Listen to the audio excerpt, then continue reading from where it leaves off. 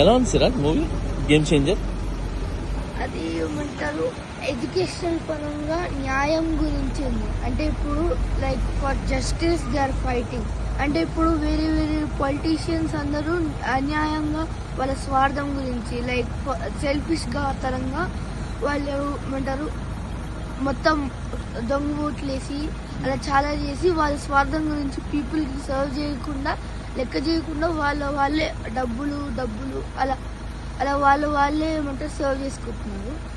అది కాకూడదని Ram Charan uncle justice కోసం పోరాడి ఒక పార్టీ క్రియేట్ చేసి ఆ పార్టీ ఏమంటారు డబ్బులు లేకుండా అంటే ఆ డబ్బులు పంచడం అవన్నీ లేకుండా న్యాయంగా ఏమంటారు సర్వీస్ చేయాలని చేసింది. ఇప్పుడు మనకి ఇంకొక మెసేజ్ ఈ మూవీ ద్వారా ఏంటంటే మనం కోపం గురించి ఉంది ఏమంటారు ఈ మూవీలో.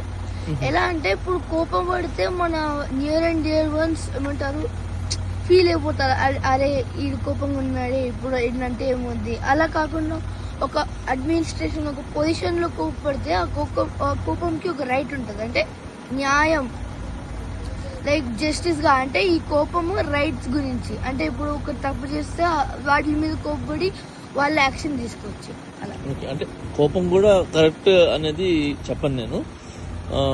లైక్ అంటే ఆ కోపాన్ని కొంచెం కంట్రోల్ చేసి ఆ సిస్టంలో కూర్చొని అంటే ఒక మంచి అధికారంలో కూర్చొని సిస్టమ్ని కరెక్ట్ చేయొచ్చు. ఏదైతే కోపాన్ని ఉందో అది ఓపిక, అంటే కోపాన్ని ఓపికగా తీసుకొని సహనంగా కంట్రోల్ చేయొచ్చు మీకు, అంతే కదా? ఓకే, ఇంకా నేను నచ్చింది కదా. ఇంకోటి ఇప్పుడు మనము ఈ ఫైటింగ్ సీన్స్, సాంగ్ సీన్స్ ఇంకా ఇవి చేస్తే వల్గర్ సీన్ ఒక్కటి కూడా లేదు. నిజం చెప్పాలంటే వల్గర్ సీన్ అయితే ఒక్కరు కూడా లేదు. యాక్చువల్లీ ఒక క్లాస్ సెషన్ లాగా ఉంది, అంటే ఈ పాలిటిక్స్ క్లాస్ సెషన్ లాగా. అంటే అప్పుడు మనకి చూపిస్తారు